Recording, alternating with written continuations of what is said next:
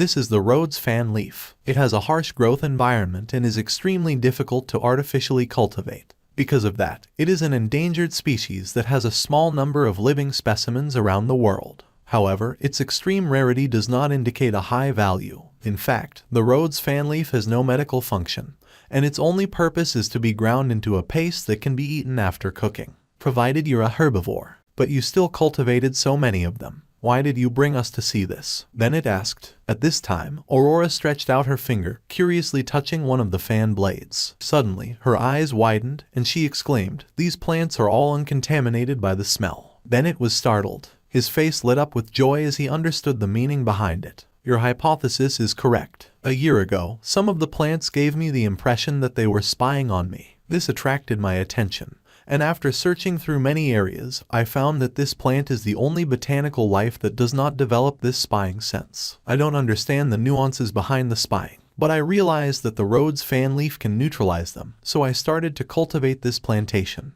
However, the Rhodes fan leaves are too difficult to cultivate, and the seeds are scarce. These fans are all that are present at the moment. Emerald grass confirmed everyone's suspicions. Have any clinical trials been held yet? I've only experimented on botanicals for now. By extracting the juice of the Rhodes fan leaf and adding a few extra ingredients, I've produced a medicine that can inhibit the spying sense of plants for a period of time. Great, we have no time to waste. There's no knowing when the riots will take place. In a bit, I'll get someone to send over those rioters who have been isolated. You are to test if the inhibitor drug works on them. Bennett was very decisive. During this time of chaos, he could not afford to care if there were repercussions from such a drug. After everyone had left the greenhouse, Gila suddenly asked if this was the disaster that he foresaw. Do you think he will keep his promise and come back? Everyone paused mid-step.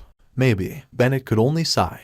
Every time they looked up into space, they would inevitably think of Han Zio. However, they had no way to contact him. At that point, even Bennett no longer held much hope. Even for Gila, she felt that the chances were slim. She pulled out the key that Han Zio had given her beforehand, weighing it in her hand. Her eyelids drooped, covering the glow in her eyes. Maybe. He was never coming back. Black Star suddenly gathered all of us. Are we going on a large mission? We are floating Dragon's force in name. Could it be that the Dragon Emperor has an order for us? I tried asking around, and nobody knows what Black Star wants. Even the officers aren't sure. All the others have arrived already, and we are the latest. I hope we didn't delay anything. The few hundred people in the main hall were the present members of the mercenary group. They were tall, short, fat, skinny, human, and beast. However, they all had something in common. They were all emanating the sharpness of an elite warrior, and every single one of them had survived hundreds of battles. In front of the crowd, Black Star's officers were standing in a row with their backs facing the crowd.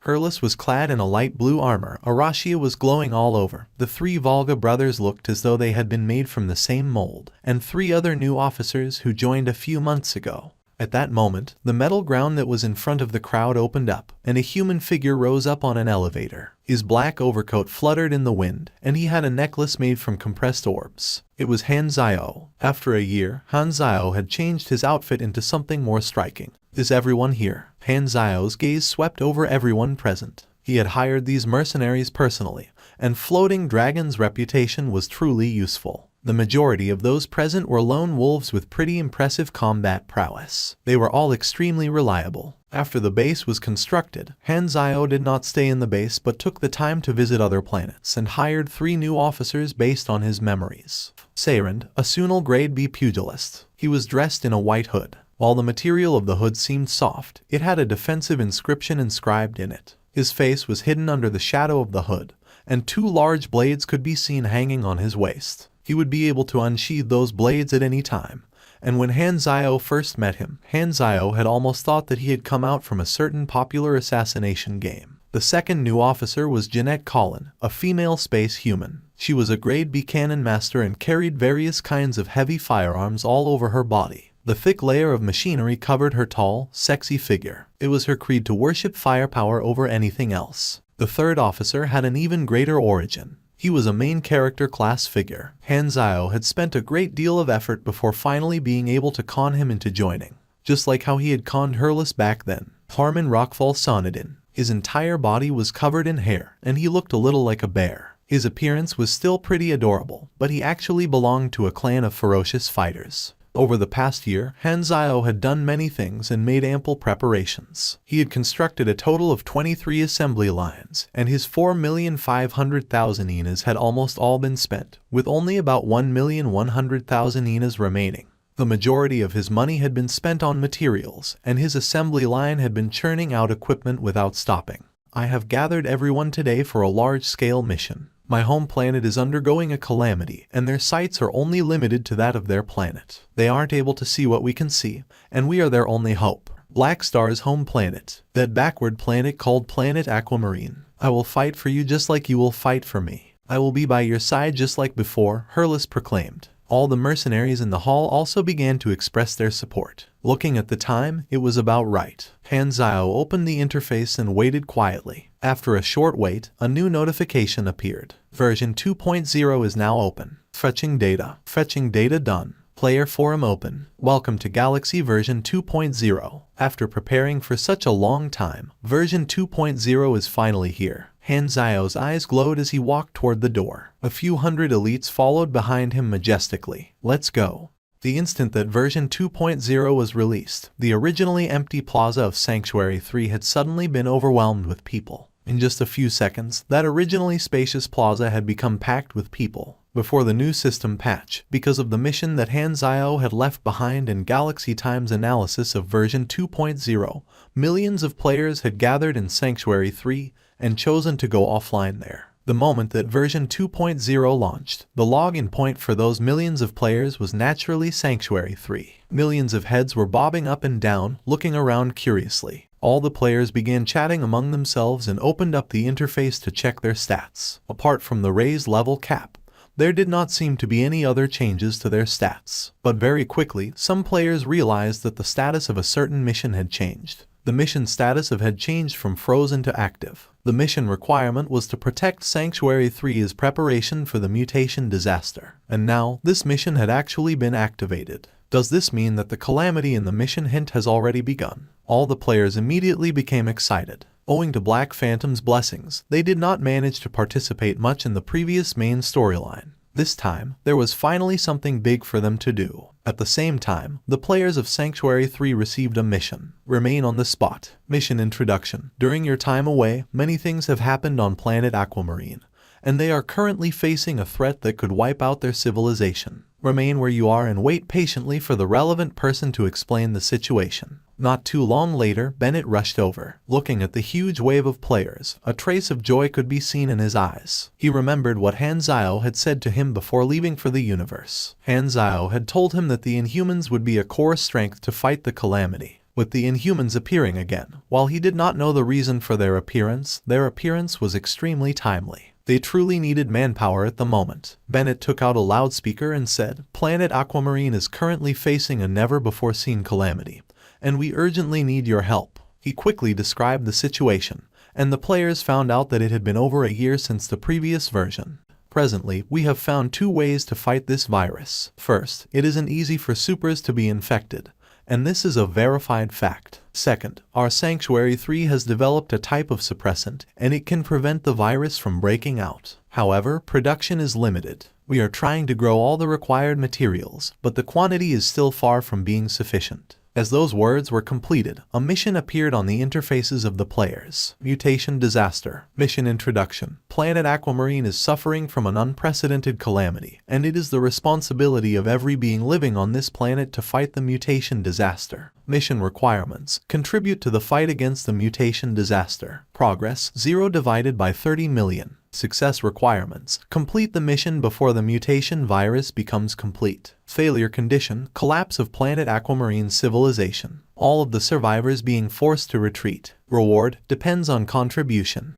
The mission requirements for the players were extremely similar to Hanzio's mission requirements. It was just that Hanzio's mission included all the planets suffering from the mutation disaster. It was obvious that the Great Mechanic Han's mission was more complete. We accepted a main storyline mission right after coming online. The plot of this version is truly fast. Without any build-up and going straight to the point, I like how direct they are. A player could not help but ask, "Can we leave the sanctuary now? I want to go somewhere else." "You'd better take a look on the city walls yourself," Bennett said with a helpless look. In the surrounding 10 kilometers, countless tents had been set up, and the tents were like a gray cloud covering the red earth. It was like a gigantic refugee camp, and all of them stayed outside the sanctuary, refusing to leave. From time to time, the sound of fighting would be heard. Who knew if the fighting was because of the virus or for the scarce food and water? The news of us developing a suppressant has been spread, and countless people come here every day, requesting the suppressant and our protection. However, our suppressant is limited in quantity, and we can only give a small number of refugees the suppressant. As for the others, we can only let them wait outside. With more and more people coming, the number of virus outbreak incidents is also on the rise, and plenty of people die on the outside every day. However, to prevent the sanctuary descending into chaos, I cannot allow all of them to come in. I can only watch as they die. 2 days passed by quickly. The players stayed behind in Sanctuary 3 to get used to the new version and participate in the main storyline mission. While the players were many, there was an almost endless supply of missions in the Sanctuary. The missions with the highest reward were naturally the official missions issued by Bennett. There was a limited number of such missions every day, and the other missions could be activated by talking to different NPCs. All of a sudden, a strange cry could be heard from the refugees, and countless individuals had an outburst of the virus. This was the most frightening part of the virus. It could break out at any time. We must stop them. If not, many people will die. Send out all our forces and knock out all the infected individuals. Bennett immediately issued an order. Right at that moment, a loud rumbling sound could be heard from afar, getting louder and louder. Looking toward the horizon, countless beasts were sprinting over in a majestic fashion. The beasts on planet Aquamarine had also been infected with the mutation virus. The refugees were bitten and trampled on by the beasts, and a bloody scene unfolded. It was as though a heavy cavalry legion had charged into a bunch of defenseless commoners. Bennett crushed the corner of the city walls and shouted with anger, "Not good." A beast tide actually came at this moment. "Quickly, save them. If we do nothing, all of the refugees will die." At that moment, a huge change occurred on all the players' interfaces. The total progress fell by 10,000 points in the blink of an eye, and all of them triggered an urgent mission. The mission requirements were to save as many refugees outside the city as possible, with the reward ranging from 50,000 to 200,000. After knocking out the infected individuals, they sent them into the sanctuary. Apart from saving the refugees, Bennett sent out a portion of players to delay the beast tide. The number of beasts was truly too great, and there were 300,000 beasts at the very least. They would not be able to kill the beasts anytime soon and could only stall for time so that they could save as many refugees as possible. Gila had already charged into the beast tide, and her dark red energy was released without any restraint. One after another, the beasts fell. The refugee camp was sandwiched between the beasts charging in on one side and the players trying to save as many people as possible. Damn it, my morale is crushed. My ass has been smashed. Gaps are everywhere, and we cannot block them at all. The players who were blocking the beast tide felt completely helpless, and players were dying every second. Just as the situation was becoming dismal, a deafening roar came from the sky. Despite the chaotic and noisy environment that they were in, everyone could clearly hear the deafening roar, and they all turned to look up at the sky. A few hundred egg-shaped metal pods then descended down from the sky and began burning up like fireballs. The galactic warriors displayed their powerful combat capabilities and immediately took over the battle. The previously seemingly unstoppable beast tide seemed to have run into a metal wall. A few hundred people displayed strength greater than the surrounding thousands of players. A look of shock flashed through Gila's eyes. She was on the battlefield and could clearly feel their strength. Almost all of the galactic warriors gave her a sense of pressure that was even more powerful than what Bennett gave her. Furthermore, Bennett was the most powerful being on planet Aquamarine at the moment. This meant that any single one of those galactic warriors was more powerful than Bennett. "Who are you? Where do you come from? Why are you helping us?" Hanzio raised his arm and took off his mask to reveal his appearance. The instant that Hanzio took off his mask, almost every player fell into shock, following which, they burst into joy at reuniting after a long parting, and their morale increased greatly. This familiar figure was like a stimulant that injected all the players with a wave of hot blood. All of them were agitated to the point their scalps turned numb. "It's him. Black Star has returned." Hanzio observed the situation for a moment before deciding that he did not need to take action. With his current strength, he would be able to give the players an even greater mental shock. However, after some consideration, he decided to give up on that idea. It was better for him to give the players some room for imagination and maintain a mysterious front. Only then would his coolness factor break out of the atmosphere. The beasts had all been killed, and their meat could be dried up to solve the current food crisis. Without the crazy beast tide, the players could easily subdue the refugees who had broken out in illness.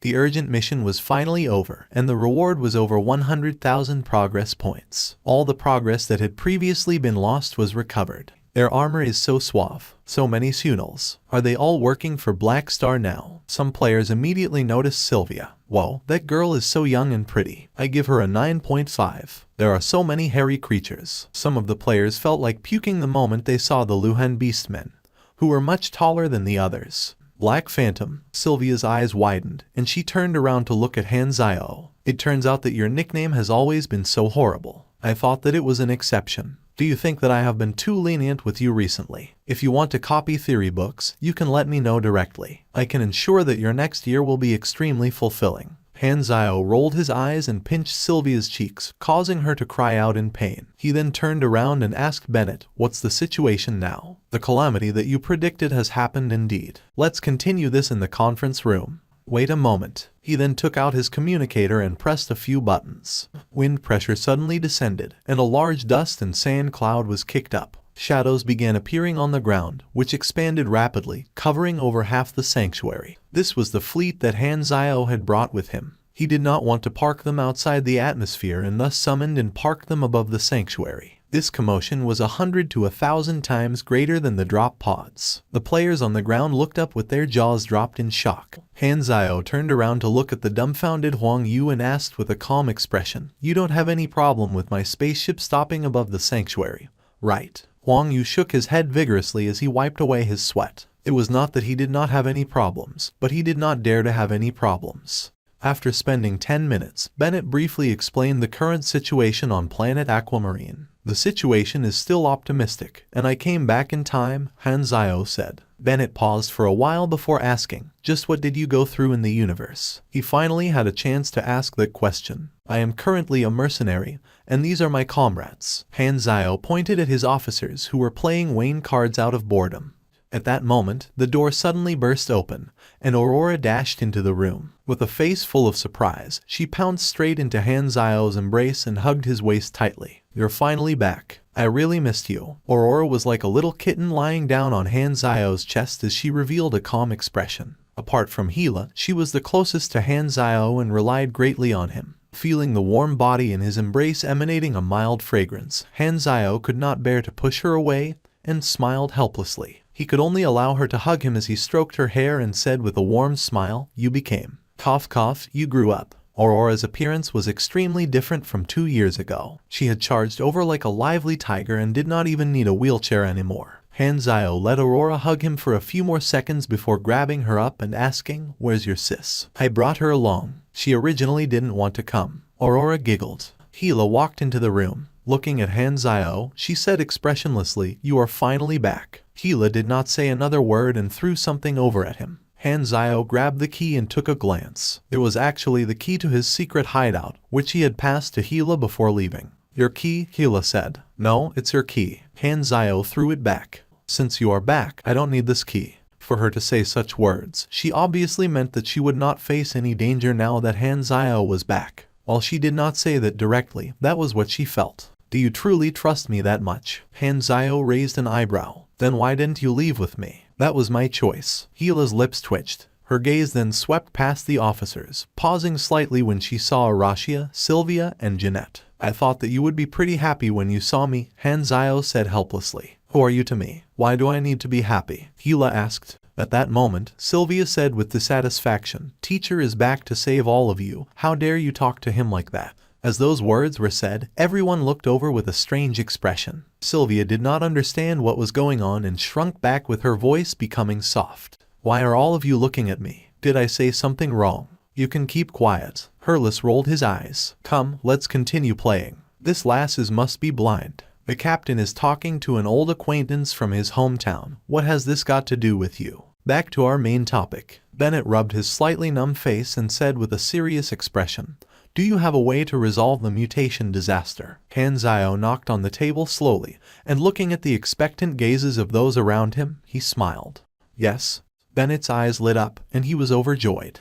I have investigated the truth of the virus and its theory. While you guys call it a virus, its official name is the mutation source. It is a special biological weapon and is extremely rare. The reason for it being on planet Aquamarine is that someone intentionally placed the mutation source on the planet. What is special about the Rhodes fan leaf? Why is it immune to the mutation virus? Show a picture of that leaf to them. This is a raw material for focus medicine. Emerald Grass was stunned. What does he mean? What he means is, this Rhodes fan leaf is an ingredient used by mages. Only a mage will be able to bring out the effects of this leaf. The effect of focus medicine is to let a mage enter a special state of extreme calmness. After a while, Aurora suddenly asked in a strange tone, "Is there really magic in this world?" Hanzio had a face full of helplessness but did not want to roll his eyes. This was considered an extremely ordinary piece of information in the galaxy. The mutation source has only just entered its toddler stage from its infant stage. The messy violence in the entire world is only its subconscious action without any purpose or motive. When it matures, it will also become more intelligent,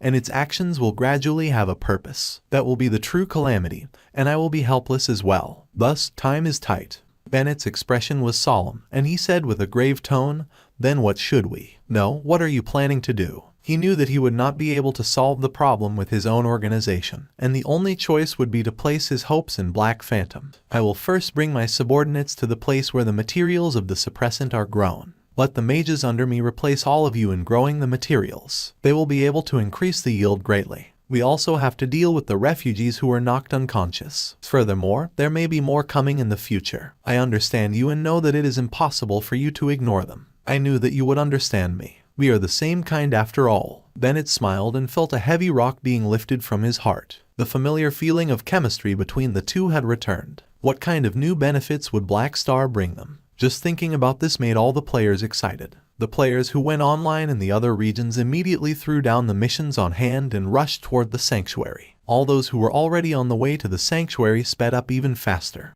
Dark Star planted the mutation source because of some strategic plan. As long as Godera doesn't show up, Dark Star will not make an appearance. If I inform Godera now and they rush over, the battle between both their camps will break out, and they will become competitors to snatch the players from me. If I do not inform Godera for now, I will have the initiative and make use of this time to increase the attractiveness of my faction to the players. It had been a year since he last increased his level, and the number of blueprints on his skills interface had increased by a few hundred. He truly had a great need for experience at the moment. It had been too long since he last harvested the players, and he was itching with excitement. Raising one of his hands, a compressed orb rolled out from his sleeves and landed in his palm. He then threw it out casually. A blue electric bolt flashed. Under the gazes of the crowd, the compressed orb transformed rapidly and turned into a mechanical throne. He sat down on the throne slowly, which then floated into the sky, hovering 10 meters in the air. Underneath the throne was the blue light being emanated by the anti-gravity stabilizers. His coolness factor was immediately maxed out. Holy SHT. Too handsome. Truly the appearance of a big shot. I think I have seen the second Dragon Emperor. He is truly too cool. I've returned.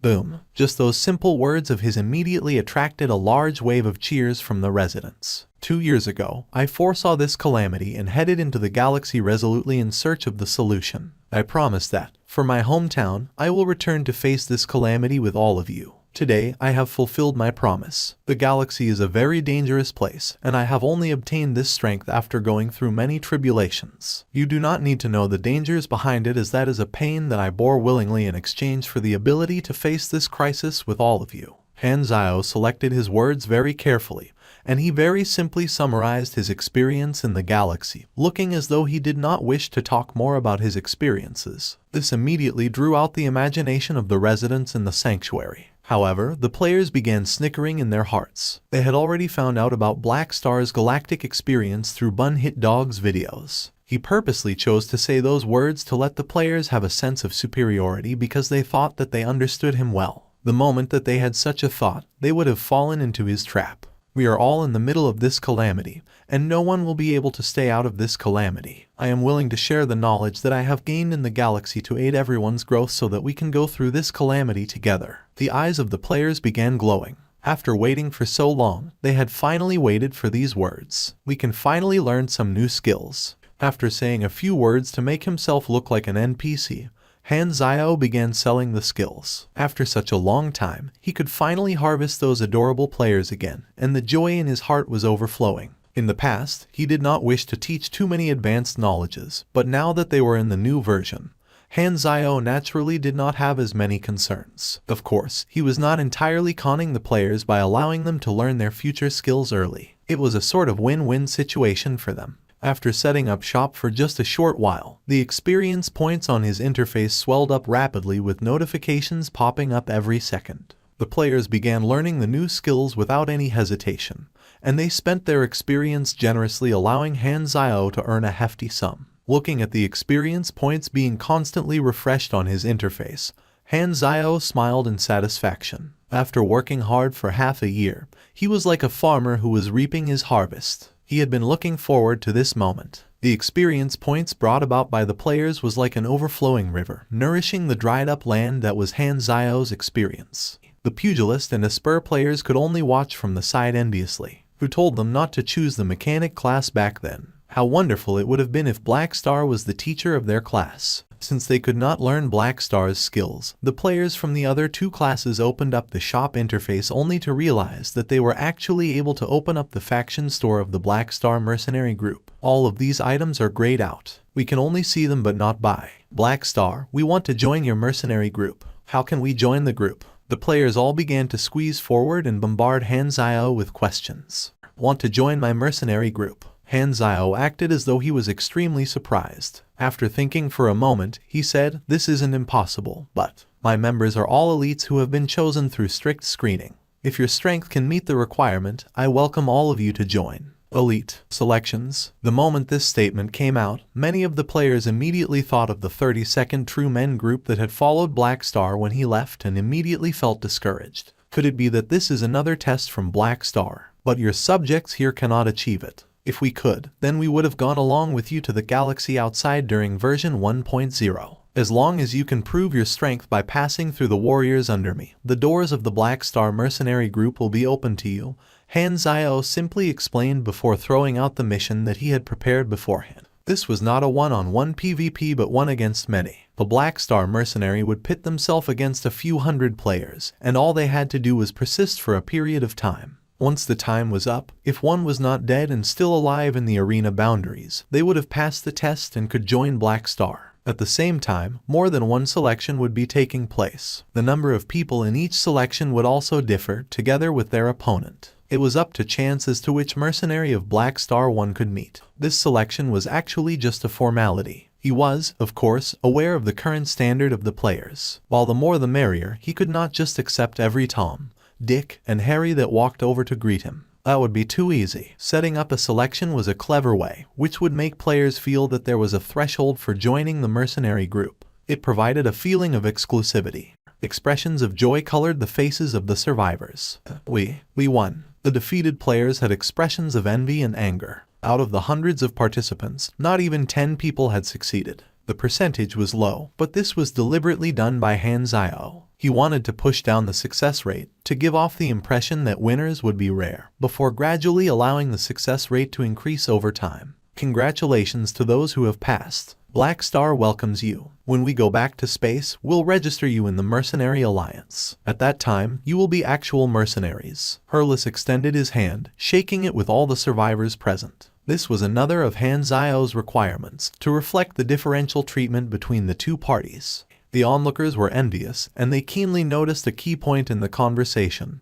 which was Hurlus mentioning, "Go back to space." Does this mean, as long as we pass the test, we will be able to follow Black Star and leave planet Aquamarine when this storyline ends? We didn't guess wrong. Black Star is indeed the interstellar travel guide that was sent to bring us in version 2.0. The eyes of the players lit up, and they all suddenly felt eager to move, unable to wait to participate in the next selection. The next selections were carried out step by step, and Han Zio no longer bothered to keep a watch. At this time, a rumbling sound echoed from the sky. When he raised his head, he saw a new spaceship descending slowly. This was the spaceship that he had sent to fetch Frenzied Sword and the others. "You guys are late." The players were stunned for a moment. From Black Star's tone, it was obvious that he treated them as one of his own, and they had a special feeling in their hearts. The Black Star Mercenary Group is a faction with the potential for growth. Only when the members of the faction increase will the growth of the benefits that the faction can provide be rapid. The other professional players agreed.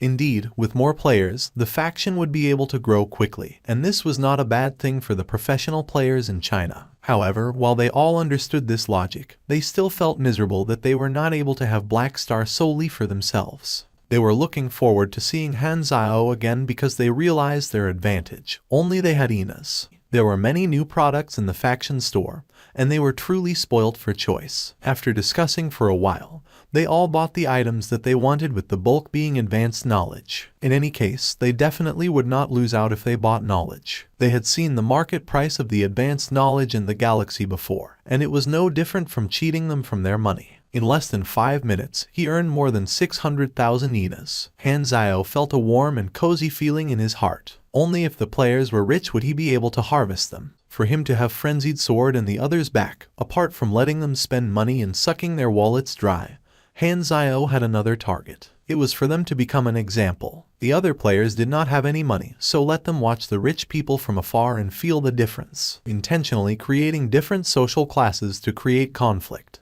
This move of Han Zhao's was truly a dirty one. As Han Zhao observed the surroundings, he saw many players with faces full of envy and longing. I should increase my level first. After the slight delay, I almost forgot about this matter. Opening up the interface, Han Zhao threw all of the experience which he had just earned and finally heard the sound of him leveling up again. Leveled up to LV20, plus 300 energy, plus 3 dex, plus 3 end, plus 5 int.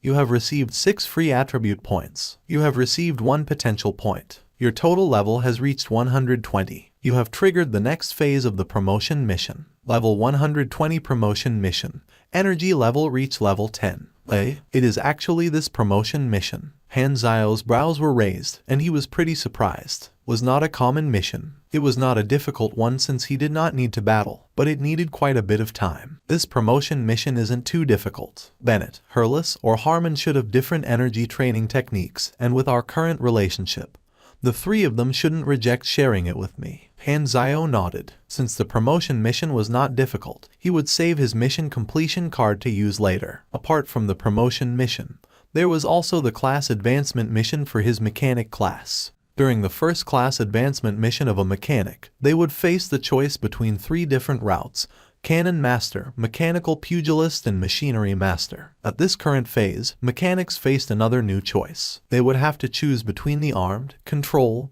or energy branches to specialize in. Would be to walk down the path of large-sized machinery, walk down the path of nanotechnology, and would walk the path of virtual technology. As for which branch he should choose, Han Zhao did not even need to hesitate. He wanted to pick the path of virtual technology. There were a few reasons for that. First, he would definitely meet high-ranked mechanics in the future, and virtual technology would allow him to prevent his own machines from being controlled by the opponent. If not, his machines might end up being infiltrated and snatched by his enemy. In his previous life, he had suffered plenty of losses because of this. While the armed and energy branches seemed extremely cool, they were not as important as the insignificant-looking virtual technology. Black Star, the 6 nations want to talk to you. Then it got straight to the point. They couldn't keep still. Han Zhao's eyes flashed. After waiting for a day, the 6 nations had finally made a decision. It was now time for him to extort them. When the 2 of them entered the secret conference room, the upper echelons of the 6 nations had already been waiting for a while.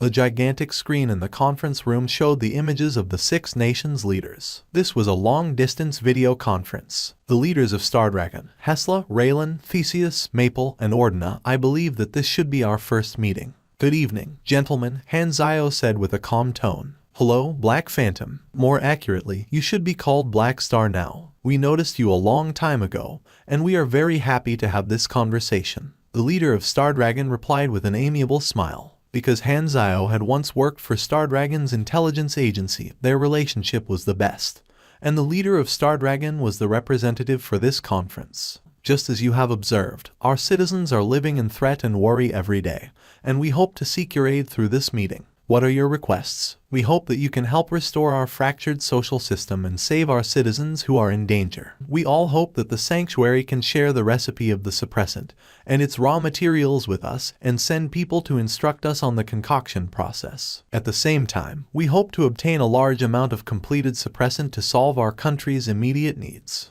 Doesn't sound too bad. You guys delayed contacting me for a day to discuss this plan, right? Han Zio said calmly without giving a reply. Then, what kind of benefits will I gain? The leaders of the 6 nations were stunned for a moment. Why are you so surprised? Han Zio raised his brows. Isn't this a trade? If there aren't any benefits, don't waste my time.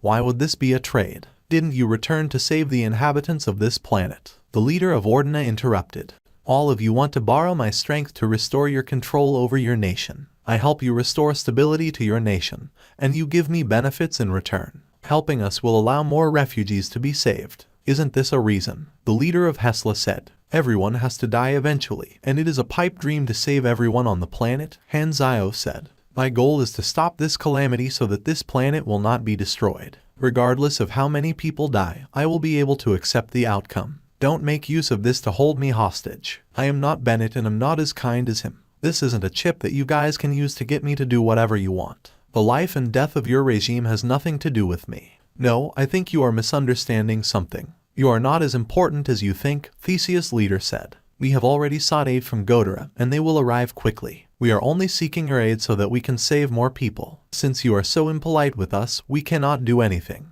I hope that you remember that your rejection has caused many people who could have survived to die. They were all killed by you. The rescue force of Godera still has not arrived, am I right? The 6 nations delegates fell silent. Han Zio raised his brows and suddenly changed topics. All of you can only hug Godera's thighs as though they are your ancestors. Even if all of you don't understand the other party, you still have to coax them with an amiable tone and humble yourselves like their grandchildren. As for me, not only do I understand their civilization, I have even worked together with them before. We have a good working relationship, and I can even contact their upper echelons. Can any of you do that? Han Zio knocked on the table and said, if Godera helps you to deal with the mutation disaster, they will definitely depart on their spaceships the very next moment, leaving behind the aftermath of the disaster. All of you will still be citizens of a backward planet, and nothing will change. Hope that Godera will take all of you into the galaxy. You know that this is impossible. If you want to talk to me on equal grounds, all of you have to enter the galaxy at the very least. However, your technology is a few hundred years lacking before you can become a member of the galaxy. Don't you understand?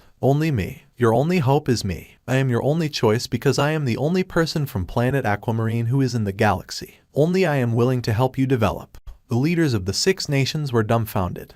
What you mean is, accept reality. I am not negotiating about disaster relief but about the future. Han Zio placed his arms behind his back as he pressured the leaders of the 6 nations with his charisma. Planet Aquamarine was a novice planet, and if Han Zio could construct a base there, he would be able to have an endless stream of players. While Godera was powerful, they were aliens after all and not their kind. Black Star, who was from planet Aquamarine, was truly one of them. Even if they did not want to admit it, their rationality told them that this was the only chance for them to change the fate of their civilization. What do you want? The tone of the Raylan's leader was hoarse. My words are already very clear, and all of you know what I want. Even if you don't wish to give it to me, I can take it myself. Your ambitions are too large. Trust me, the vastness of the galaxy is worth this little sacrifice. You will not regret your choice of purchasing this ticket. You will only regret it for life if you miss this opportunity. The screen suddenly turned black. Bennett was still in a state of shock as he asked, did they reject? No. Han Zio's lips curled up slightly. They are discussing. Bennett looked at Han Zio and said with a complicated gaze, you have changed. I haven't changed. Han Zio shrugged and casually said, it's just impossible to understand every side of a person. Bennett did not reply anymore with his heart in a complete mess. Black Star wanted to become the ruler of the entire planet. Could it be that the motive for his return was not to save people but to rule over the planet? He did not know whether Han Zio's actions were right or not. History had proven the tragedy of gathering authority in a single person's hands many times. He had seen the desolate outcome of far too many ambitious individuals. We accept your conditions. The 6 nations truly did not have much of a choice in this matter. As long as a single regime accepted Han Zio's proposal, the other nations would fall behind if they did not accept it. Star Dragon was the first to display their willingness to submit, and after some discussion, the other 5 nations also agreed. Black Star had already entered the galaxy, and it was not embarrassing for them to submit to him. One party was always high up on their thrones and treated them like dogs. The other party was one of their kind and promised to help them. Since they wanted to hug someone's thigh, they would definitely choose the latter. Since we have come to a consensus, tell me a small nugget of intelligence first. Han Zio's eyes narrowed. Where is the Bell of Death Island?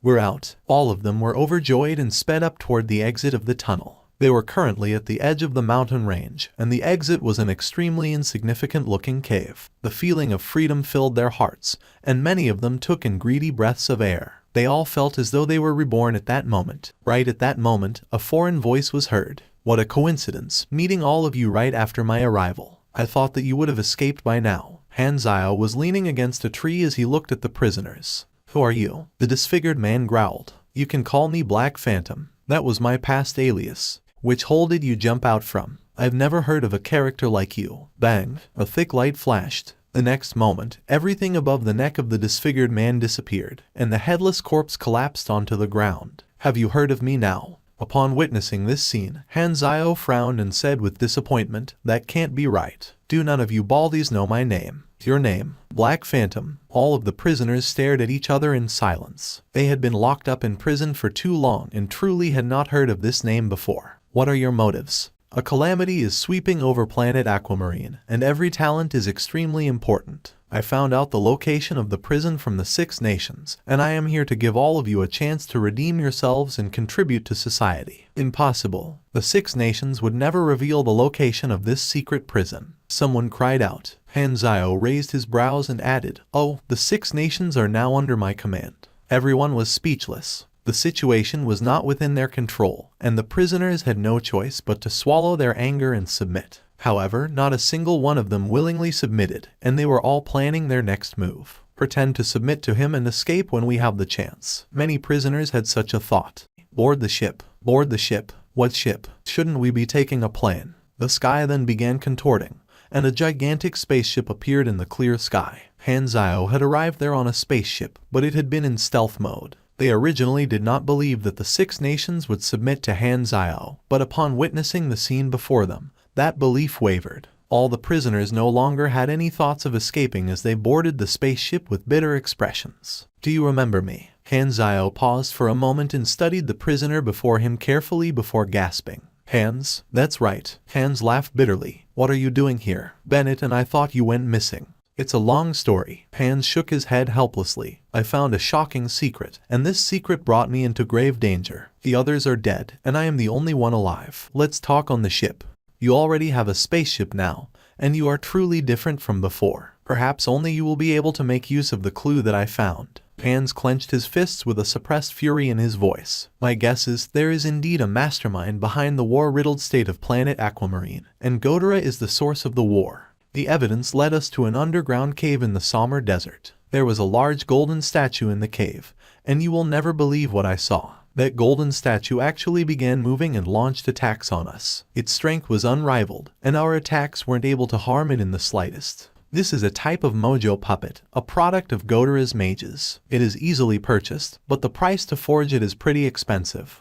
With your strength, it would be extremely difficult for you to smash a combat machine of the galactic level. This is the only clue, and it will only be of use in your hands. I can only count on you. I no longer have anything to repay you with and can only hope that you will help me based on our old friendship. I really want to get to the bottom of this mystery and find out who is the source of the calamity. A notification popped up on Han Zio's interface indicating that the 3rd phase was completed. The mission gave him a few million experience points, and he successfully entered into the next phase. No wonder this is a hidden grade mission. It's linked to 2 different versions, and one would have to be on friendly terms with Godera to follow up on this clue. Thus, this mission can only be continued in version 2.0. Even if Godera was truly the one behind the scenes, the current planet Aquamarine still required Godera to save them. With so many lives at stake, being hard-headed was not the solution to things, and it was best to be flexible. Compared to harping on about the past, he was more interested in the food before him. Just like how a person ignored the source of their food when eating. Just like how growing crops required feces as fertilizer and pigs ate swill. When drinking milk, no one would bother thinking about what the person who discovered milk had been trying to do. When marrying a wife, unless you were extremely lucky, you would have to selectively ignore the fact that your wife might have been your best friend's ex. Thus, the way Han Zio saw it, regardless of what the truth was, the most important thing was the value of its creation. Han Zio had prepared for a long time, and everything was currently going according to his plan. However, there was a scene that he had not expected. The players had actually learned how to play Wayne cards from Hurles, and many of them were actually addicted. After hearing about this matter, Han Zio almost had the urge to strangle Hurles to death. All he did was play cards every day and lead the excellent players astray. How incorrigible.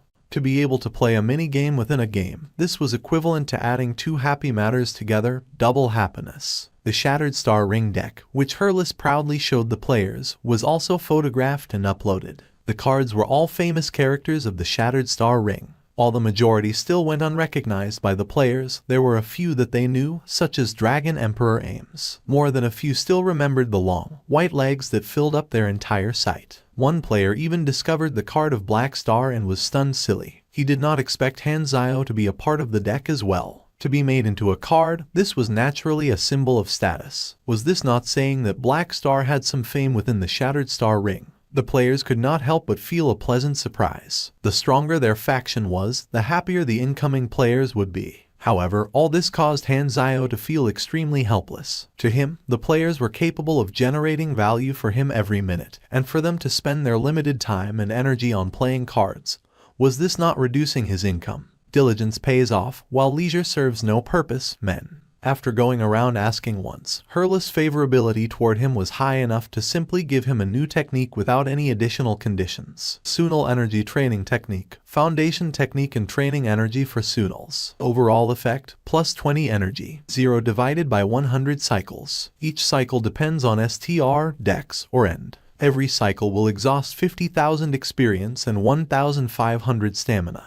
Harmon also promised to share an energy training technique with him, but he had a request, which was to go all out to fight him, and he would only obtain the technique if Han Zio defeated him. This madman was a main character build but also an addict for combat. In order to form a war league and temper himself, he would not give up on any opportunity. Han Zio was helpless about it.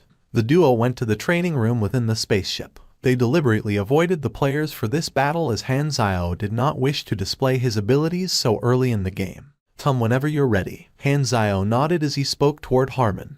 Babbling was not Harmon's style. One only saw his muscles swelling exponentially, his body shape becoming several times larger than Han Zio. With a burst from his legs, he shot forward like a cannonball, hefting up his axe and hacking straight at Han Zio. Two giant mechanical hands rapidly unfolded on top of Han Zio's head, seizing the axe. Flames burst out to propel the hands forward as they begun a wrestling battle with Harmon, pitting strength against strength. Han Zio's hands shook, and another two mechanical hands unfolded beside him, striking out. With two heavy blows, Harmon was sent flying. His legs hit the ground with a loud thud, and the metal flooring was actually dented by him. Of all the officers in his mercenary group, Harmon had challenged every single one of them, and they were aware that the longer the battle dragged on, the stronger he got. It was as though he was an unkillable cockroach. None of Han Zio's officers had managed to defeat him, save Aracia, whom Harmon could not damage due to her pure energy body. This was also his weakness. The blue glow grew more intense,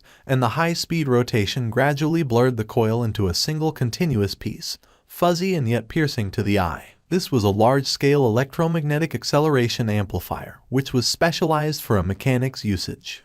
Have a taste of this. Yongclan's electrotherapy. Harmon was electrocuted to the point that his eyes rolled backward into his head. His whole body turned motionless, only letting out uncontrollable moans from time to time. The electrical lights continued to flash for a good few seconds until the accumulated charges were consumed. After that blockhead regained consciousness, he looked around sluggishly for a while before fulfilling his promise to teach Han Zio the energy training technique. While he had lost, Harmon was not angry at all. He would not dwell on his failures but instead take it as valuable experience to prepare for his next battle. After sorting out his equipment, he walked out of the training room to find Hurles standing outside. "What are you doing here? I caught wind of news that you and Harmon were sparring and came over to take a look. I wanted to see your bedraggled look." Hurles laughed. I've let you down, I guess. Han Zio rolled his eyes. Anything else? Hurles kept his smile and cleared his throat before slowly asking, This. I want to ask. About the thing you promised me. When can I cash that in? I've promised you many things. Which one in particular? Lifting up his prosthetic limb, Hurles spoke with an expression of expectation. You told me in the past that there was someone in your hometown that could allow me to regenerate my arm. While your prosthetic is really comfortable, I still miss the original goods. Oh, so it's this. The environment of the wilderness was harsh, with some refugees choosing to remain cowering within their own homes. They had the mentality of leaving everything to fate, choosing to bear the potential problems caused by the mutation virus rather than leave the safety of their homes. As for other refugees, they did not wish to sit and await death, choosing to brave the danger to cross the desolate wilderness filled with beasts to reach the only sanctuary left. Due to the high number of people, Aurora was always busy as she had to play the role of a human virus detector. She constantly scanned each wave of infected, practically without any proper rest. At a particular checkpoint of the sanctuary, there were over 1,000 dirty, unkempt refugees awaiting the virus check. When will we be allowed to enter? Do you know that in order to reach the sanctuary, I braved countless dangers along the way? A physical search can be explained, but why are we still being kept here? Everyone, before being allowed into the sanctuary, we need to run a virus check. Please cooperate, a commander shouted. While the refugees looked unsatisfied, they could only endure the anxiety. There's an infected among you. Please follow the soldiers to the quarantine area when I indicate to you. As the soldiers walked into the crowd to pull out the infected, their actions roused the anxiety of all the refugees present. What are you doing? Let go. I'm not infected. Let go of my kid. Scram. The emotions of the refugees were akin to a powder keg, easily ignited by just a small spark. Bang. The gunshot was heard. The entire field fell dead silent. Everyone saw a male refugee with a face of insanity, holding onto a handgun with the barrel emitting smoke. The gun was held up toward the sky, causing the refugees around him to immediately scramble away. The expressions of the soldiers greatly shifted, with a dozen over rifles immediately pointed at the man. Damn it, how did those searchers in front do their jobs? How did he sneak this gun into the city? Put down your weapon, or else we fire. The commander bellowed. The man holding onto the gun was trembling in both legs, but he mustered his courage to reply, Don't be fooled by them. I heard that those who are quarantined were actually all executed. They cannot be believed. You're mistaken. We actually have a way to save these infected. How? How can you save them? The armed refugee shouted in return. We have produced a drug that can suppress the virus. The reason we quarantine the infected is to ensure that they are easily identified so that we can give them the drug. Then immediately bring the drug over for my child. I want to witness the whole process. The production rate of the suppressant is extremely low. There are still several people within the quarantine zone waiting for the drug. The rough wait till your turn will be around 3 days. I have no authority. The gunman immediately grumbled, cutting into the commander's explanation. I don't care. You had better bring the medicine over immediately, or else I'm gonna fire. As he spoke, the gunman pointed the muzzle at the worried Aurora.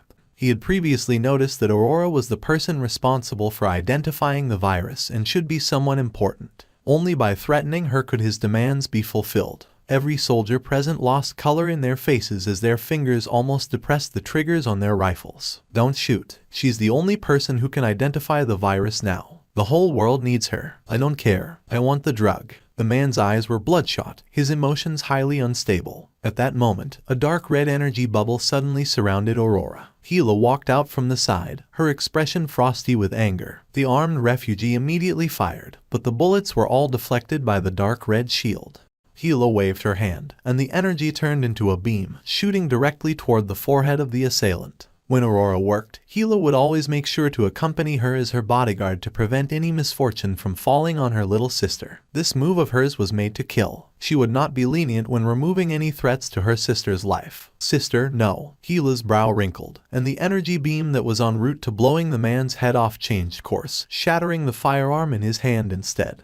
You should have let me kill him, Gila said impatiently. Kindness is the natural enemy to survival. You need to change. Stop being so naive. Aurora, however, smiled and replied, That's not the case. I know that with my sister present, he cannot hurt me. Sigh, my silly little sister. In her black, skin-tight combat suit, Gila's long legs enabled her to quickly reach the arrested man. Looking down from where she stood, she coldly snapped, If you do not trust us and do not wish to quarantine your son, leave this place. We lack everything except refugees. No one will stop you from leaving. "Guards, release him and the child." The guards did as instructed and let go of the man. The latter immediately scooped up his child, staring angrily at Gila. However, he instead got ferociously stared back at. From her glare that was full of killing intent, a cold feeling surfaced in the man's heart, and he could only slowly retreat in anger. At this time, Aurora suddenly opened her mouth. "Please don't leave." The man paused, turning his head back to look at the petite Aurora, his face an expression of shock. Aurora said in a sincere voice, "While we will not restrict you from leaving, I implore you to stay. The wilderness is honestly too dangerous, and only by staying in the sanctuary can you both obtain safety. Please believe in my sincerity. Then immediately bring the drugs over and save my son." Hearing her words, the man immediately interjected. However, Aurora shook her head in response. "I'm sorry, we will never give you suppressants in advance. That would be unfair to others, and making trouble will definitely not be exchanged for special treatment. But I hope that you can trust us. With patience, your child can definitely get healed." Even if she believed in kindness, she would never let it sway her principles. After experiencing such a long period of darkness, the naivety in her had long vanished. Her words brought upon a sense of strength and reliance, and the man seemed to hesitate. At this point, his son suddenly wiped his tears and spoke out, "Dad, I believe her. Let me go to the quarantine area. I will protect myself well." The man gritted his teeth, finally letting go of the child.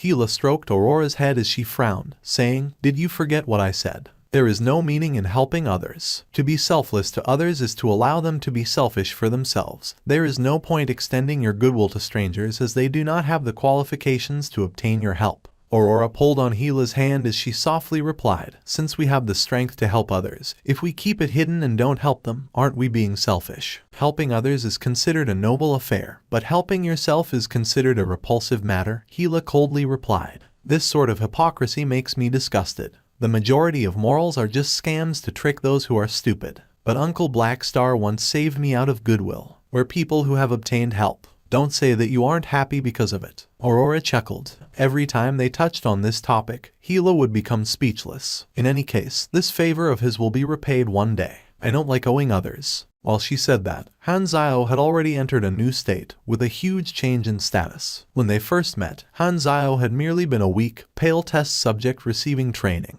However, he now had this sort of achievement, making Gila wonder if all of this was actually reality. Life was truly too fickle. Thus, Gila had always been torn over how to face the current Hanzio. He seemed to no longer need her strength, and she did not know how exactly she could return this favor. Not far away, Herlis and Hanzio had just arrived, and after listening to the talk between the two sisters, they looked at each other. "Let's go back. I feel that there's nothing that can be done for you." Hanzio narrowed his eyes. Herlis was shocked. "Diem and your mother, you haven't even asked. Could you play a more practical role?" Aurora was a kind-hearted girl and would naturally be willing to help. But the same could not be said for Gila. This lass had a cold character and did not like bothering about other people's affairs. Furthermore, she was extremely protective of her sister and would probably stop her sister from agreeing. Even though Gila owed him a favor, with her obstinate temper, she would not let her sister pay him back. "You promised me." Herlis refused to give up. "All right then, I shall ask for you." "Why did you stop us?" Gila asked. Hanzio then dragged Herlis out and said, "This is Herlis, my comrade. In one of the battles, he was accidentally injured. If your eyes are sharp enough, you should be able to tell that he has a mechanical arm. I promise to treat his broken limbs and wish to ask Aurora for help. Don't even think about it." Before Aurora could even reply, Gila rejected Hanzio. Hanzio's mouth began to twitch. "You should at least pretend to consider. You understand, my sister, she is only able to restore the injuries of others at the expense of her own life force. In this world, I will only allow my sister to save a single person. That person is you." Gila suddenly paused for a while before adding, "Don't think that our relationship is extremely good. It is just that we owe you a favor. Apart from you, we will not save anyone." Before Hanzio could reply, Aurora interrupted. "Sister, this is an extremely easy task for me, and I have always been the one being helped by others. I wish to do something for Black Star as well." "No," Gila rejected flatly. "Sister, you can't always make my decisions for me," Aurora said helplessly. "As long as there is a first time, all the injured people will come and find you. Are you going to always exhaust your life force to help them?" "Sis, why are you always exaggerating matters? I will naturally reject them when I don't wish to help," Aurora said. "Besides, Uncle Black Star helped us so much, and I want to repay him." No means no. Hila then glared at Hanzio and growled, "You are our benefactor, and we will definitely repay this favor. However, I hope that you will not think about touching my sister." Hanzio was speechless. These words of hers made it seem as though he had some unscrupulous motives. She was truly too overprotective. Looking at the two quarreling sisters, Herlis looked at Hanzio and said helplessly, "You were right. It is hopeless indeed. Let's go." Just when the two of them were about to leave, Aurora suddenly raised her voice and said with a solemn tone, "Sister, you will not be able to protect me forever, and I cannot be a little child who is forever protected. I sincerely request that you do not make my decisions for me. No, your thinking is far too childish, and you don't know how to protect yourself at all." Healer refused to budge. "Why do you always want to change me?" Aurora was angered for the first time, and a golden light flashed in her eyes. "Only someone who went through despair will understand how much you hope for help during times of hopelessness. I know this feeling extremely well. During the nights when I needed help the most, I prayed for someone to save me time and time again. But the needle pierced into my veins over and over again without anyone ever stretching out their hands to me. Do you understand such hopelessness?" Hila had a face full of guilt. It was her carelessness that had resulted in Aurora being captured by the Germinal organization and going through so much suffering.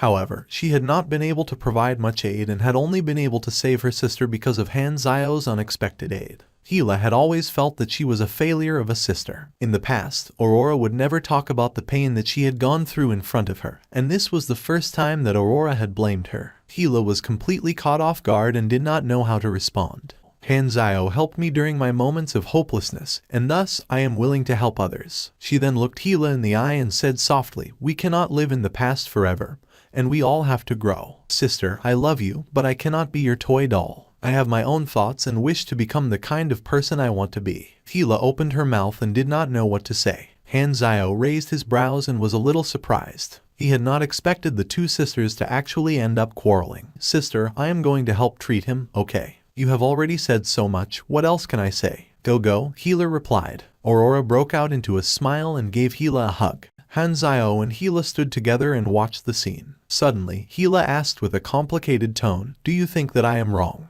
Hanzio turned around to look at her, only to see her biting her lips with her brow furrowed. She was obviously still frustrated over what had just happened. "There isn't a right or wrong, everyone is different. But if you want my opinion, I think that you make more sense. This world is very dangerous, and enemies are all around. The most rational thing to do is to put your own safety first. You would actually agree with me." Hila had a strange look on her face. Hanzio had returned from the galaxy when the planet was in danger. With his selfless character, she had thought that Hanzio would support Aurora. Hanzio then shrugged and added, "But if you really ask me to make a choice, I would be more willing to be friends with a kind person." If not for Aurora's insistence, his request would have been rejected by Hila. To him, he liked those who were more obedient. Both the sisters were full of potential. A great Esper ability was extremely rare, and if Hila was able to grow to the heights of her previous life, she would be able to crush a dozen Herlises with a single finger. Furthermore, Aurora's abilities were also extremely useful, and she was just like a walking HP potion. As for their contrasting characters, Hanzio did not mind it at all. As long as they were talents useful to him, all of that was no more than small details. Just like how Ames was extremely playful but there were not many who dared criticize her, strength was the most important. Many galactic media outlets had noticed the situation in Godara and had begun writing articles on it. As such, the calamity had attracted the attention of many, with the Godaran media being the most interested in the matter. After all, this was happening within the Godara region. Apart from Hanzio, the entire star system thought that this was a sudden, unknown calamity, but no one knew that it was actually part of Dark Star's plans. If my guess isn't wrong, Dark Star's forces should already be hidden on planet Aquamarine. Hanzio's eyes glowed as he mused to himself. On the day of arrival for the Godaran spaceship, the 6 nations led a delegation of senior officials to wait at the agreed landing spot, the coordinates of which they had sent to Godara in advance. This is the first time that the Godaran civilization has come on a large scale. We have to bring out the best etiquette in welcoming them. To be able to see the Godara fleet was a huge event for the whole civilization. At this time, the observers suddenly sent out an urgent report. "That's not right, the Godarans have suddenly changed their course. They are no longer approaching us." "What?" The officials that were stationed at the landing site were shocked and hurriedly referred to the satellite images. All they saw was the Godaran fleet not approaching their predetermined location but instead heading toward the sanctuary. They only had one thought. To Godera, could it be that the entire civilization of planet Aquamarine cannot compare to one black star? The leaders of the 6 nations only felt a wave of humiliation rush up to their heads as they thought about the contents of their conversation with Han Zio. If you wish to talk on equal terms, you have to first leave the planet. Bennett knew of the 6 nations requesting assistance from Godera, but he did not expect the fleet to come over. He also hurriedly ran out to welcome them. Bennett had seen Han Zio capture one of them in the past, so he managed to maintain a calm image as he walked up. Respected Goderan friends, I am Bennett, currently in charge of manning this sanctuary. I represent planet Aquamarine in welcoming all of you and thank you for your generosity in providing aid. Our planet is direly in need of your help. Nagakin did not speak but instead pointed up at the spaceships hovering above the sanctuary. Using the translator, he said in a severe tone, "What is with the spaceships above here?" Planet Aquamarine was a simple planet, and the Goderan troops naturally felt a sense of superiority. They did not place the natives in their eyes, but to actually see a fleet of interstellar ships there, they could not help but feel curious. The reason for the Goderans changing course to the sanctuary was not because they knew that Han Zio was present, but rather they had discovered the fleet under Han Zio's command. Thus, Nagakin had commanded the troops to change course, not landing at the agreed coordinates. Nagakin possessed the strength of a Calamity-grade super, and even the aura that he unconsciously displayed was enough to cause Bennett's heart to tighten. He could feel a dangerous aura from the person in front of him, causing him fright. For a moment, he forgot how to speak. At this moment, Han Zio appeared from the crowd and laughed. "Nagakin, we meet again. It's you." Nagakin opened his eyes wide. His severe expression immediately dissipated like storm clouds after a rain, leaving an expression of joy. He boomed in laughter, taking large strides to give Han Zio a passionate bear hug. "Black Star, to think that you're here too." Compared to the disdain Nagakin that had toward the people on planet Aquamarine, he was jovial toward Han Zio, literally a heaven and earth difference when compared with each other. Seeing the duo, Bennett let his surprise show, stammering in disbelief, You two know each other." Han Zio let go of Nagakin, smiling, as he replied, "Didn't I tell you before? I have many friends in the interstellar region." From afar, the players were all whispering. Ever since Han Zio began to recruit the players, the way that they addressed him had started to change. They no longer called him Black Star, rather changing to the term Head instead. The players were aware that Han Zio not only had the backing of Floating Dragon but also alliances with many of the famed mercenary groups in the galaxy. In addition, they even had a good relationship with many of the lawful civilizations. Thus, someone had jokingly come up with the term Black Star Network. A lot of them felt that it really made sense. After seeing the videos, they resonated with the name, and it quickly became a trend. Nagakin was jubilant for a while, but he suddenly recalled his own mission and raised a question. "That's right, why are you here?" Han Zio's expression did not change as he replied, "This planet is my hometown, and my objective is the same as yours. I'm here to also stop the disaster, and now is the time that I need the Goderan's help. Let's not dilly-dally. Let's just go in and talk." It was not the opportune time to reveal all his cards, but Godera required some intelligence in order for them to begin their work. Thus, Nagakin connected the dots and was convinced that Han Zio knew more about this matter. As for the fact that the mutation disaster was a scheme of Dark Star, Han Zio did not even plan to tell Godera that. "I once witnessed such a large-scale deployment of such biochemical weapons during one of my missions. However, I do not know the culprit behind this biochemical attack." Pausing for a moment, Han Zio shook his head before continuing. "But this matter is indeed fishy. If you asked me to make a guess, I would probably point this to your enemy Dark Star. I was thinking of the exact same thing. Dark Star has always been against us, but they suddenly started to hide and turtle up 2 years ago." Nagakin solemnly nodded in response. "With their lousy character, I believe they are bursting from trying to hold in the fact that this is their scheme." Hearing this, Nagakin's face showed frustration. It was true, Dark Star did not care about pleasantries at all. In any case, we must provide disaster relief. In his past life, Nagakin's Goderan faction had attracted numerous players to join them, bringing them out to space.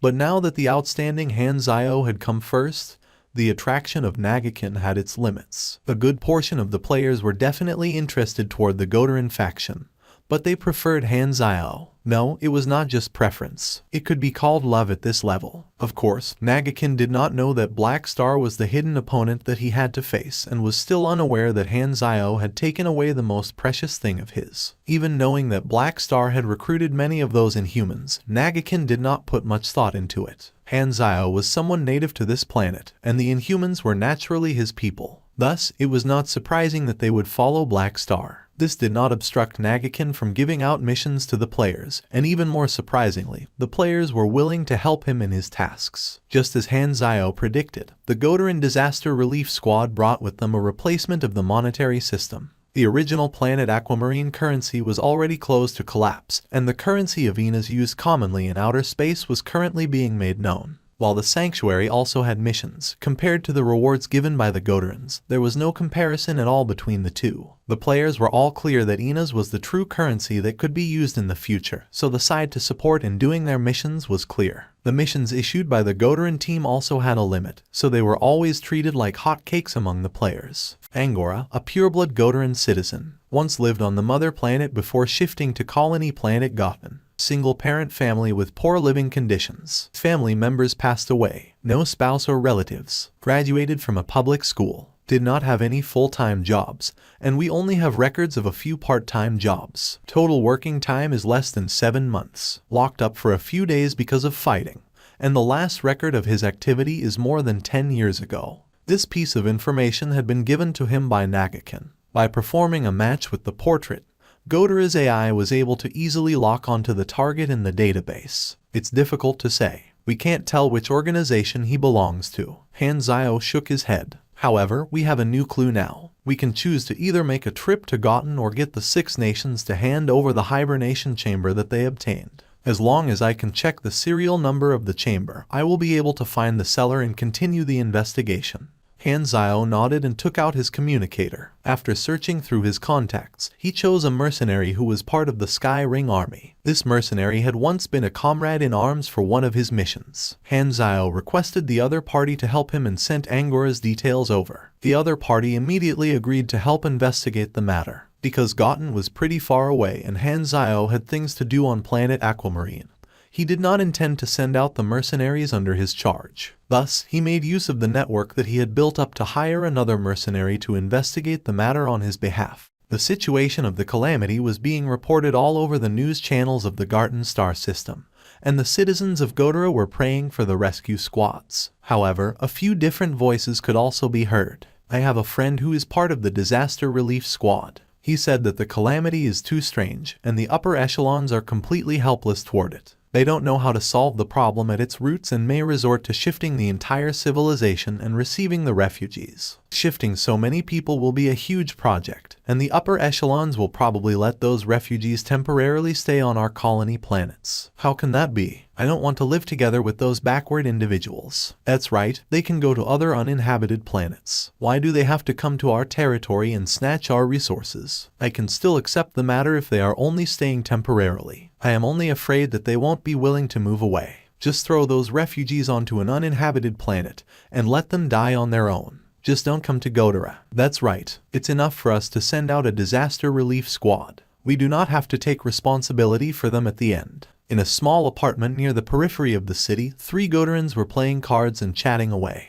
Do you still remember what I told you guys about? Which matter? The matter when I was still in the investigation department. You've bragged about that matter a few hundred times, and we are tired of hearing it. Do you know, that planet is currently on the list of calamity planets. Kedden chuckled. I wonder how it has developed over the years. I want to go back and take a look. Do you guys want to come with me? Are you sure? That planet isn't safe now. The older one becomes, the more one wants to look back at one's past achievements. Kedden chuckled. Furthermore, I have a friend who stayed behind in that place, so he can receive us and be our guide. Besides, the rescue squad is there, and we can either pretend to be spectators or help with the disaster relief. Are you Golden Midland? Strange, why would these people know the IGN of my web account? Kedden immediately felt that something was wrong. Before he could even plead for mercy, he heard the next question from the other party, which sent shivers down his spine. Do you remember Angora? I don't know him. Kedden's eyes widened and his lips trembled. At that moment, the anxiousness that he felt was on a whole different level. It's okay even if you don't know him. Follow me if you don't want to suffer. 2. To where? Black Star wants to see you. A couple of days later, the Skyring spaceship silently waited outside the atmosphere of planet Aquamarine.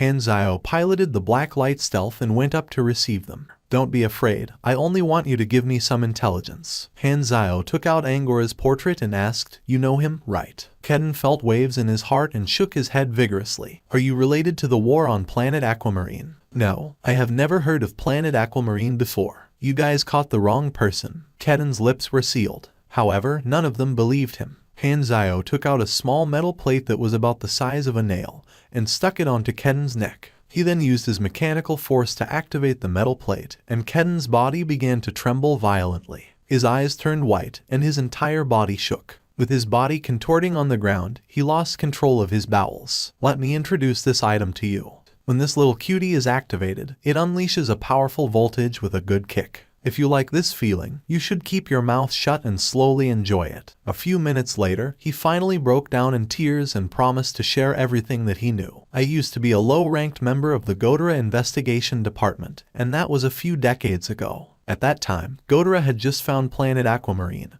and the usual practice for a low-grade civilization was to observe their progress. My job was to monitor the progress of this new civilization, give them an evaluation, and submit a report to the Foreign Affairs Department or War Bureau. This job was extremely easy but also very boring. Get to the main point. What has the war in planet Aquamarine got to do with you? Hands pressed, Kedon began trembling as he said, That was my doing. I made use of my job to send someone to planet Aquamarine and got him to incite a war in secret. Just what exactly did you do? Hanzio said with an odd tone. Kedon then began narrating the process. In summary, he had pretended to be a guest from a high-grade civilization and contacted some nations privately. He had then made a few empty promises to them or emphasized on some theories. In any case, it had been extremely easy to get those backward aboriginals to listen to the words of an alien from a high-grade civilization. Both Bennett and Hans were extremely furious. They had both been through the World War and could feel their bones turning cold.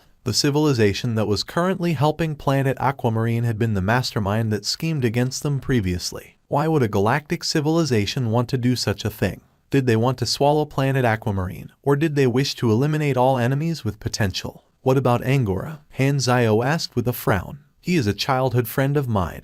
If Godara was behind this matter, they would definitely have sent a professional. Why would they choose someone like Angora? Could it be that Angora had another identity? I mentioned this matter to him, and he found it very interesting. Thus, I brought him along with me. Hanzio felt that the matter becoming more dubious by the second. What do you mean? Didn't Godara instruct you to do so? No, this has nothing to do with Godara, it was my personal plan. With such authority in my hands, my day-to-day life was far too boring. As I was observing the situation of planet Aquamarine, a flash of inspiration suddenly struck me, and I wanted to treat planet Aquamarine like a sandbox for me to play around with. Because the upper echelons weren't bothered by the civil war of a low-grade civilization, I wanted to create a war and see all of you fight because of me. I felt that it was extremely interesting. After thinking about it, I immediately carried out my plan. Angora worked together with me for this, and he chose to stay on planet Aquamarine in the end. He felt that there wasn't any meaning to return to Godara and chose to stay on the backward planet to personally witness the outcome of his actions. He felt that this was an extremely interesting matter as well. After Kedon finished his words, the entire place fell silent. The lie detector machine did not give out an alarm,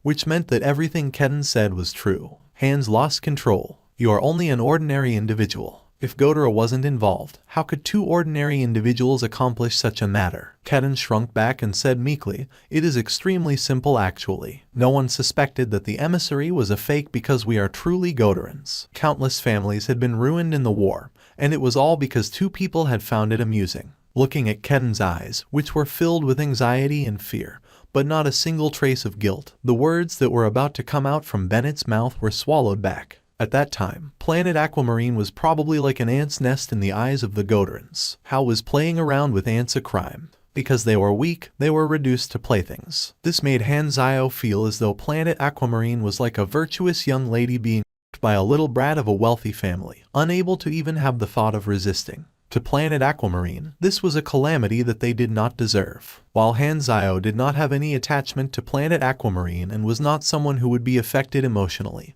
he was truly a little frustrated. However, his frustration was directed toward Godara. After all, the crime of the Godaran civilization in this matter was probably that they were too powerful. Perhaps it was their strength that gave them a sense of superiority. How ridiculous. Bennett lowered his head and did not know what to say. He then stood up abruptly and looked at Han Zio with seriousness. While I didn't interrupt you when you were negotiating with the Six Nations, I felt uncomfortable in my heart. However, I was wrong. Bennett clenched his fists tightly. I finally understand your efforts. It is a crime to be weak. You didn't go into the universe just for the solution to the calamity. You also went into the universe for the future of planet Aquamarine. You are far nobler than me. Han Zio's mouth began to cramp up. Since when did he have such thoughts? Could it be that the higher the favorability, the more vivid one's imagination would be? If not for you, this planet would still be in the dark. I thank you on behalf of planet Aquamarine. Bennett gave a bow. As Hans heard those words, he also stood up and bowed toward Han Zio. Don't be like this. You guys are making me feel as though I am good guy, Han Zio said with a helpless tone. His actions were out of his own interests,